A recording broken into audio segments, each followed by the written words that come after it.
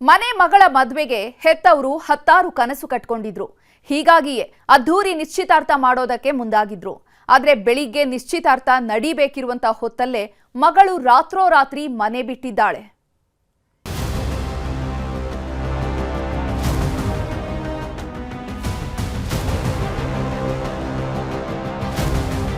ರಾತ್ರಿ 2:30 ಸುಮಾರು ಬಂದಕಿನ ಹೆಂಗೆ ಮಾಡಿ ಕರ್ಕೊಂಡು ಯಾರು ತಲೆಯಾಗಿ ತುಂಬಿ ಕರ್ಕೊಂಡು. ಬೆಳಿಗ್ಗೆ ನಿಶ್ಚಿತಾರ್ಥ, ರಾತ್ರಿಯೇ ಮನೆ ಬಿಟ್ಟ ಮಗಳು.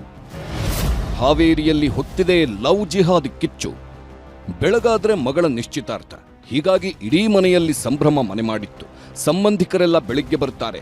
ಹುಡುಗನ ಕಡೆಯವರಿಗೆ ಯಾವುದೇ ತೊಂದರೆ ಆಗದಂತೆ ನೋಡ್ಕೊಳ್ಬೇಕು ಅಂತೆಲ್ಲ ಹತ್ತಾರು ಲೆಕ್ಕಾಚಾರ ಹಾಕ್ಕೊಂಡಿದ್ರು.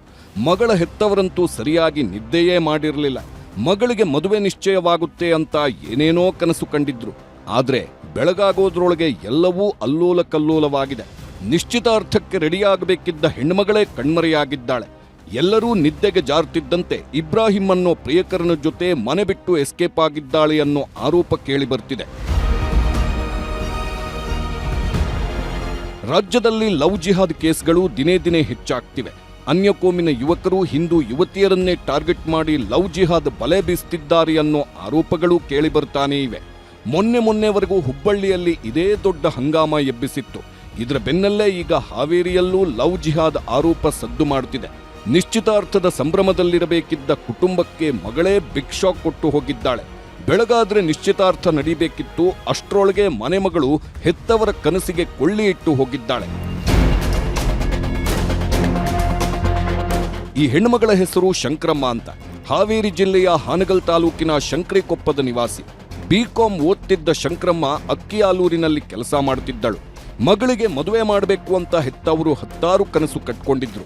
ಹೀಗಾಗಿ ಮಗಳಿಗೆ ಕೇಳಿಯೇ ಮದುವೆ ನಿಶ್ಚಯಕ್ಕೆ ಮುಂದಾಗಿದ್ರು. ಹೆತ್ತವರು ಕೇಳಿದಾಗ ಮಗಳು ಕಮಕ್ಕಿಮಿಕ್ ಅಂದಿರಲಿಲ್ಲ. ತಂದೆ ತಾಯಿ ಮುಂದೆ ತಲೆ ಆಡಿಸಿದವಳು ಬಿಗ್ ಶಾಕ್ ಕೊಟ್ಟು ಹೋಗಿದ್ದಾಳೆ. ಇವತ್ತು ನಿಶ್ಚಿತಾರ್ಥ ಫಿಕ್ಸ್ ಮಾಡಿದ್ದ ಹೆತ್ತವರು ಮೇ 11ರಂದು ಮದುವೆಗೆ ಮುಹೂರ್ತವನ್ನೂ ಇಟ್ಟಿದ್ರು. ಆದ್ರೆ ಮಧ್ಯರಾತ್ರಿ ಮನೆ ಬಿಟ್ಟು ಹೋಗಿದ್ದಾಳೆ. ನನ್ನ ಮಗಳದು ನಾಳೆ ಬೆಳಗ್ಗೆ ಕರೆದು ಎಂಗೇಜ್ಮೆಂಟ್ ಐತ್ರಿ.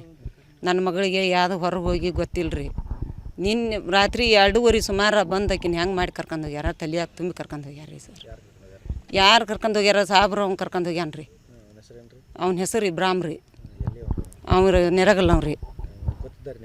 ನಮ್ಗೆ ಮೊದ್ಲು ಏನು ಗೊತ್ತಿಲ್ಲರಿ ಸರ. ನನಗೆ ನನ್ನ ಮಗಳು ಹೊರಸ್ಲಾ ಬಿಟ್ಟು ನಾವು ಹೊರಗೆ ಕಳಿಸಿಲ್ರಿ ಸರ್. ನಾನು ಎದಕ್ಕೂ ಕಳಿಸಿಲ್ರಿ.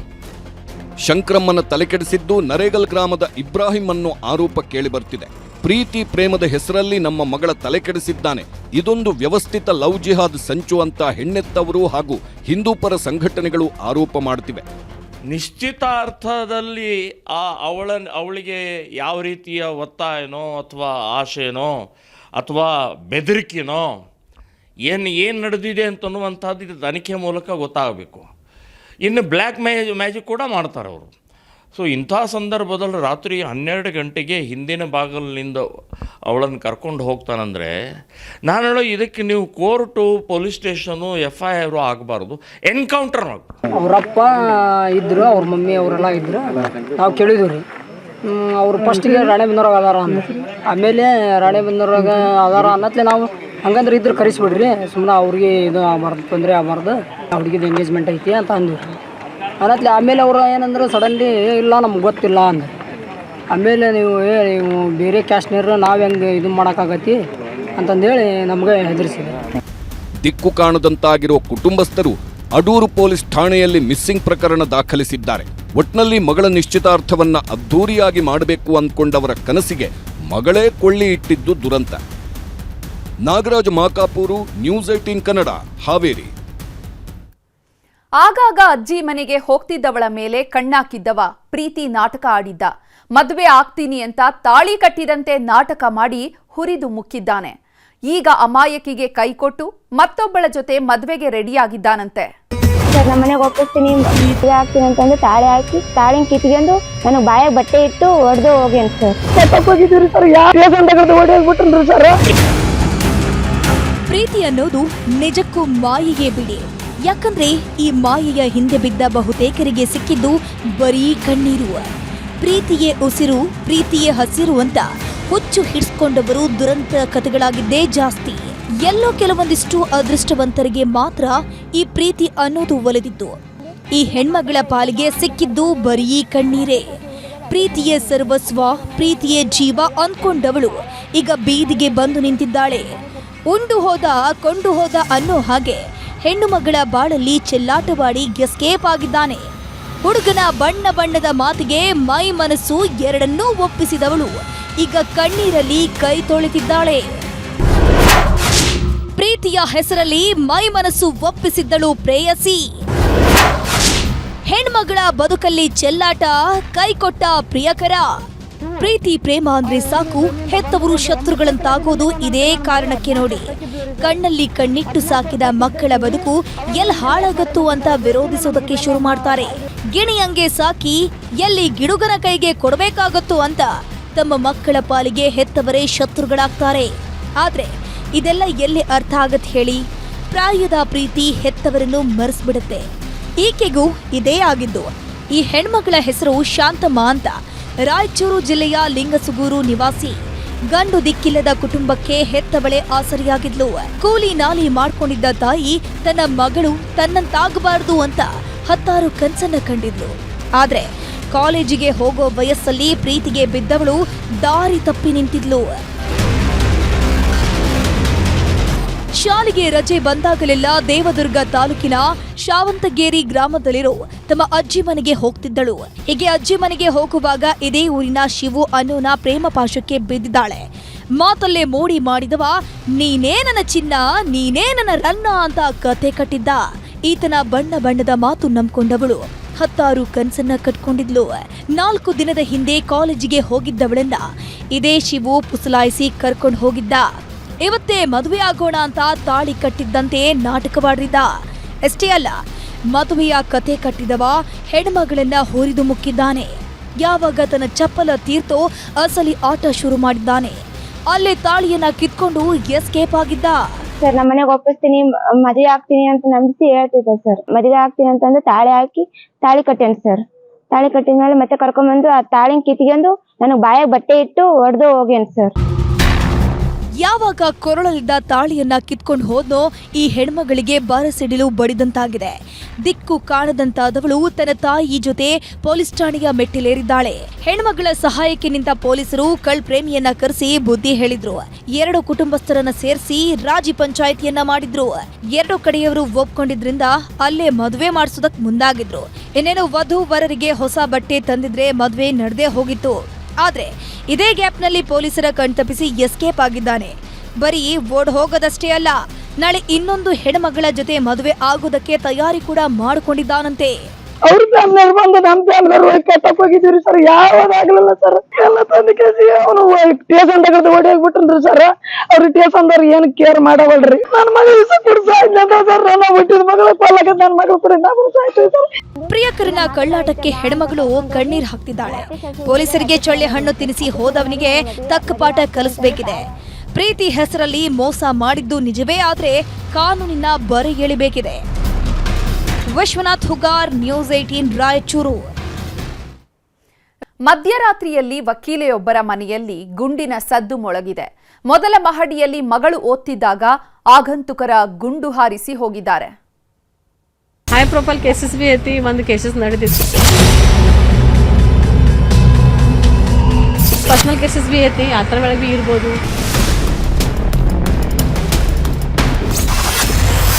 ಬೆಳಗಾವಿಯಲ್ಲಿ ಗುಂಡಿನ ಸದ್ದು, ವಕೀಲೆ ಪಾರು. ಕೀಟಕ್ಕೆ ಸೀಳಿ ಬಂದ ಬುಲೆಟ್, ಬದುಕಿದ್ದೇ ಗ್ರೇಟ್.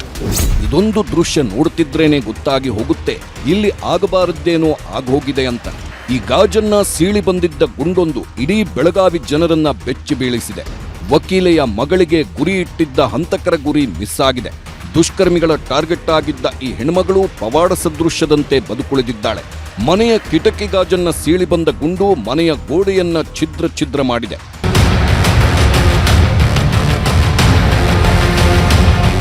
ಈ ಹೆಣ್ಮಗಳ ಹೆಸರು ಪೂಜಾ ಕಾಕತ್ಕರ್ ಅಂತ. ಬೆಳಗಾವಿಯ ಭವಾನಿನಗರದ ನಿವಾಸಿ. 18 ವರ್ಷಗಳಿಂದ ವಕೀಲೆ ವೃತ್ತಿ ಮಾಡಿಕೊಂಡಿದ್ದು ಒಂದೊಳ್ಳೆ ಹೆಸರು ಮಾಡಿದ್ದಾರೆ. ಹಲವು ಹೈ ಪ್ರೊಫೈಲ್ ಕೇಸ್ಗಳಲ್ಲಿ ಇವರೇ ವಾದ ಮಾಡುತ್ತಿದ್ದಾರೆ. ನಿನ್ನೆ ರಾತ್ರಿ 1 ರಿಂದ 2 ಗಂಟೆಯ ಸಮಯ ಮನೆಯ ಮೊದಲ ಮಹಡಿಯಲ್ಲಿ ಪೂಜಾ ಅವರ ಮಗಳು ಓದ್ಕೊಳ್ತಿದ್ದಳಂತೆ. ಇದೇ ಹೊತ್ತಿಗೆ ಎಂಟ್ರಿ ಕೊಟ್ಟ ಹಂತಕ ಪಡೆ ವಕೀಲೆ ಮಗಳನ್ನ ಗುರಿಯಾಗಿಸಿ ಗುಂಡು ಹಾರಿಸಿದ್ದಾರೆ. ಆದರೆ ದೇವರು ದೊಡ್ಡವನು, ಕೂದಲೆಳೆ ಅಂತರದಲ್ಲಿ ಪೂಜಾ ಅವರ ಮಗಳು ಪ್ರಾಣಾಪಾಯದಿಂದ ಪಾರಾಗಿದ್ದಾಳೆ. ಯಾವಾಗ ಗುಂಡಿನ ಸದ್ದು ಮೊಳಗ್ತೋ ಮನೆಯವರೆಲ್ಲ ಬೆಚ್ಚಿ ಬಿದ್ದಿದ್ದಾರೆ. 23 ನೈಟ್ ಮಾರ್ನಿಂಗ್ 2:30 24 ಸ್ಟಾರ್ಟ್ ಆಗಿತ್ತು. 2:30 ಆಗಿತ್ತು ರಾತ್ರಿ.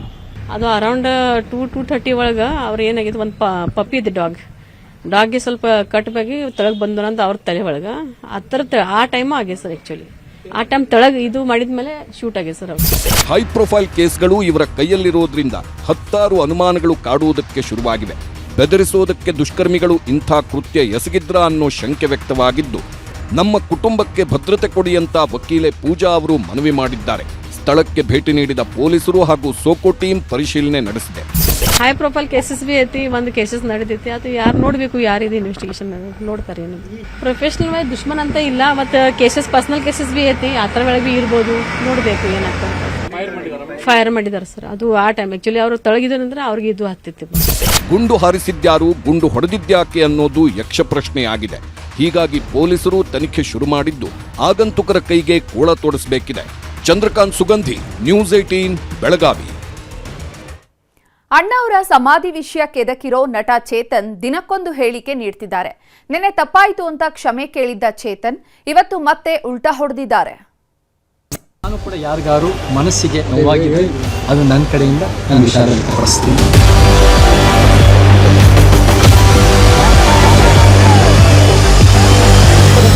ಯಾರು ನಿಜವಾಗ್ಲೂ ರಾಜ್ಕುಮಾರ್ ಅವರ ಹೆಸರಿಗೆ ಮಸಿ ಬಳಿತಾ ಇದ್ದಾರೆ ಅಂದರೆ ಸಾರಾ ಗೋವಿಂದ್ ಅಂತ ವ್ಯಕ್ತಿ.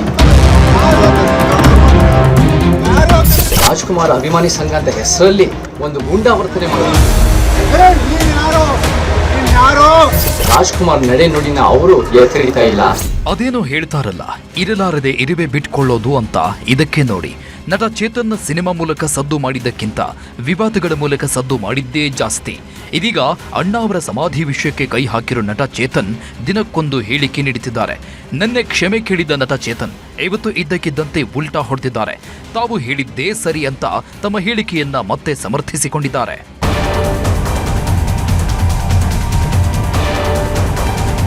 ಅಣ್ಣಾ ಅವರ ಸ್ಮಾರಕಕ್ಕೆ ಭೂಮಿ ನೀಡಿದ್ದು ಯಾಕೆ ಅಂತ ಚೇತನ್ ಟ್ವೀಟ್ ಮಾಡಿದ್ದು ಆ ಕ್ಷಣದಿಂದಲೇ ವಿವಾದದ ಬೆಂಕಿ ಹೊತ್ಕೊಂಡಿತ್ತು. ಅಣ್ಣಾ ಅವರ ಅಭಿಮಾನಿಗಳು ಕಾಡ್ಗಿಚ್ಚಿನಂತೆ ಕೆಂಡಾಮಂಡಲವಾಗಿದ್ರು. ಪೊಲೀಸ್ ಠಾಣೆಯಲ್ಲಿ ದೂರು ನೀಡೋದರ ಜೊತೆಗೆ ಬೀದಿಗಿಳಿದು ಹೋರಾಟ ಮಾಡಿದ್ರು. ಅಷ್ಟೇ ಅಲ್ಲ, ನಟ ಚೇತನ್ ಮನೆಗೆ ಮುತ್ತಿಗೆ ಕೂಡ ಹಾಕಿದ್ರು.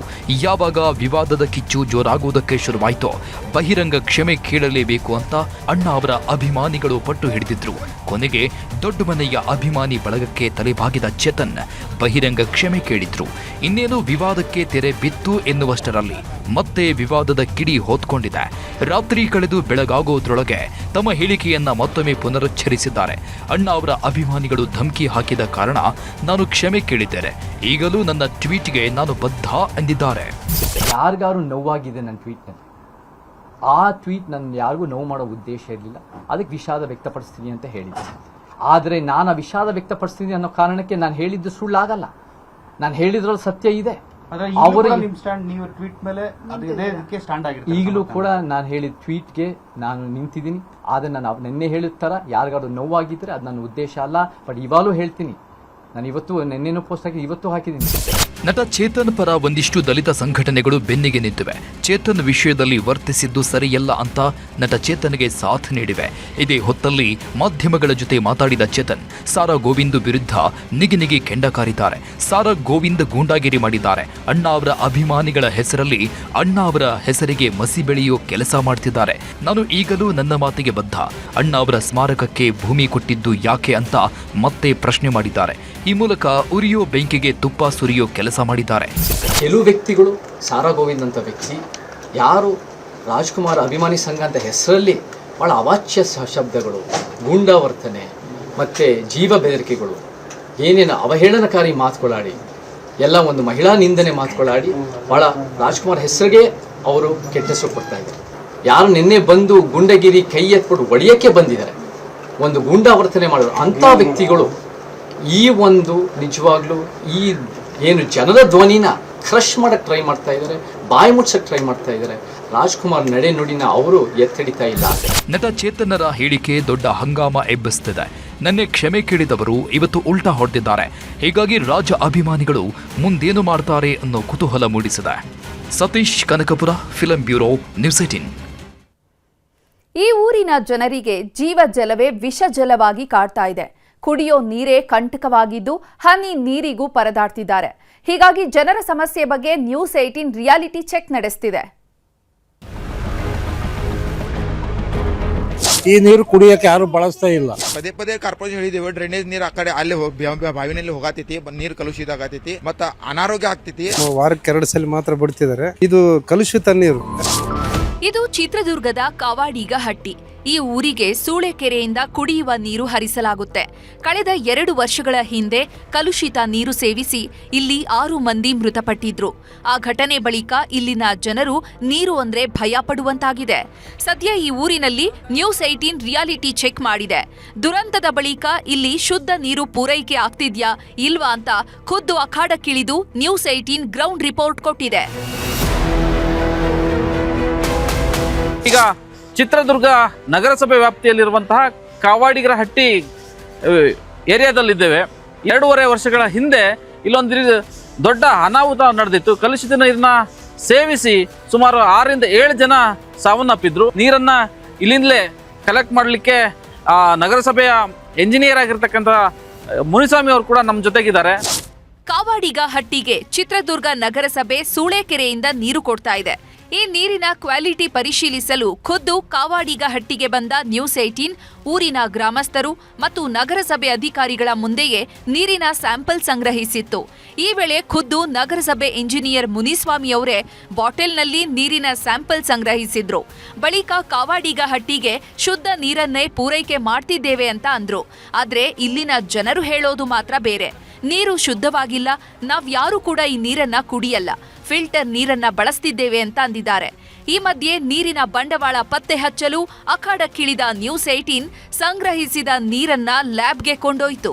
ಜಿಲ್ಲಾ ಮಟ್ಟದ ರಾಸಾಯನಿಕ ಪರೀಕ್ಷಾ ಪ್ರಯೋಗಾಲಯದಲ್ಲಿ ಅಧಿಕಾರಿಗಳ ಮುಂದೆಯೇ ಪರೀಕ್ಷೆಗೆ ನೀಡಲಾಯಿತು.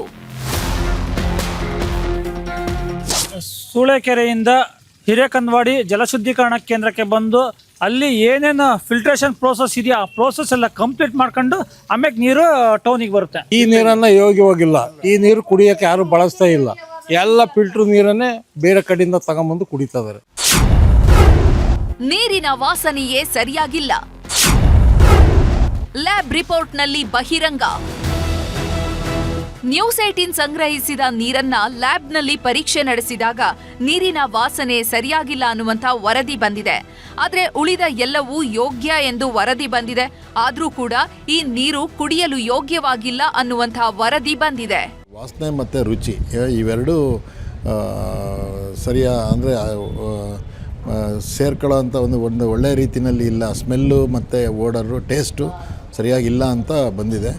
ಬಟ್ ಅದು technically it is not feasible. ಅದೆಷ್ಟೋ ಜನರ ಪಾಲಿಗೆ ಕುಡಿಯೋ ನೀರೇ ಕಂಟಕವಾಗ್ತಾ ಇದೆ. ಕಲುಷಿತ ನೀರು ಸೇವಿಸಿ ರಾಜ್ಯದ ಹಲವು ಮಂದಿ ಪ್ರಾಣವನ್ನೇ ಕಳ್ಕೊಂಡಿದ್ದಾರೆ. ಹೀಗಾಗಿ ಬೆಳಗಾವಿ ಜಿಲ್ಲೆಯ ವಡಗಾವಿ ಬಡಾವಣೆಯಲ್ಲೂ ನ್ಯೂಸ್ 18 ರಿಯಾಲಿಟಿ ಚೆಕ್ ನಡೆಸಿದೆ. ವಾಸನೆ ಬರ್ತಿರೋ ಬಾವಿಯಿಂದಲೇ ಇಲ್ಲಿನ ಹಲವು ಬಡಾವಣೆಗಳಿಗೆ ನೀರು ಪೂರೈಕೆ ಮಾಡಲಾಗ್ತಾ ಇದೆ. ಇದೇ ಕಾರಣಕ್ಕೆ ಈ ನೀರು ಯೋಗ್ಯನಾ ಅಂತ ಪರೀಕ್ಷೆಗೆ ಒಳಪಡಿಸಲಾಗಿತ್ತು.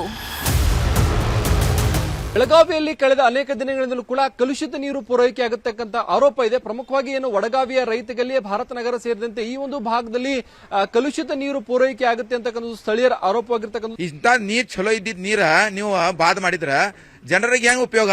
ಈಗ ಜನರಿಗೆ ಕುಡಿದ್ರೂ ಡಿಸೆಂಟ್ರಿ ಆಗತೈತ್ರಿ, ಇಂಜೆಕ್ಷನ್ ಮಾಡ್ಕೊಂಡ್ ಬರತ್ತ, ಅದು ತರ ಇದೈತಿ. ಬಾವಿ ನೀರು ಅಪಾಯ, ಡೇಂಜರ್ ರಿಪೋರ್ಟ್. ಇಲ್ಲಿನ ಜನ ಕುಡಿತಾ ಇರುವಂತಹ ನೀರು ಯೋಗ್ಯವಾಗಿಲ್ಲ. ಜನರ ಜೀವವನ್ನೇ ನಿಧಾನಕ್ಕೆ ಹಿಂಡುತ್ತಿದೆ. ಇನ್ನು ವಡಗಾವಿ ಬಾವಿಯ ನೀರಿನ ವಾಸನೆ ನಿಗದಿತ ಪ್ರಮಾಣಕ್ಕಿಂತ ಹೆಚ್ಚಾಗಿದೆ. ನೀರಿನ ಗಡಸುತನ 5ರಷ್ಟಿರಬೇಕು, ಆದರೆ ಇದರಲ್ಲಿ 24.8ರಷ್ಟಿದೆ.